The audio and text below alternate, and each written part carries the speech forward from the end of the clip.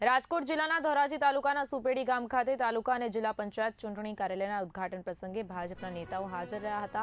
આ કાર્યક્રમ દરમિયાન પોરબંદરના ભાજપના પૂર્વ સાંસદ હરિ પટેલે આપેલું નિવેદન ભારે વિવાદનું કારણ બન્યું છે।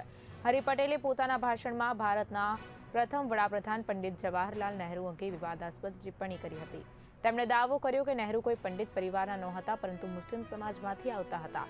સાથે જ તેમણે સોનિયા ગાંધી, રાહુલ ગાંધી સહિત સમગ્ર ગાંધી પરિવારને પણ મુસ્લિમ ગણાવ્યા।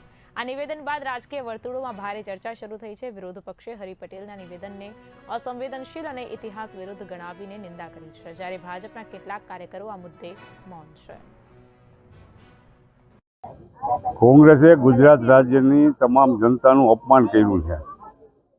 કેરળની અંદર ચૂંટણી સભામાં કોંગ્રેસના ઓલ ઇન્ડિયાના પ્રમુખ ગુજરાતની પ્રજાનું અપમાન કરે અને ગુજરાતની પ્રજા નરેન્દ્ર મોદીના ભાષણ સાંભળીને મતદાન કરે છે। આ કેરળની પ્રજા મતદાન કરવા માટે મોદીનું ભાષણ નહીં સાંભળે, એ એજ્યુકેટેડ છે।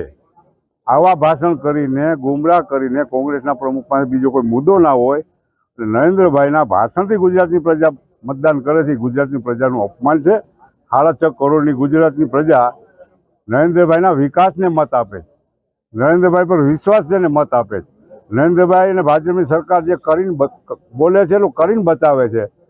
આ વાત ઉપર અમને ગુજરાતની પ્રજાનું જે કોંગ્રેસે અપમાન કર્યું છે, આ ગુજરાતની પ્રજા કોઈ કોંગ્રેસના પ્રમુખને કોંગ્રેસ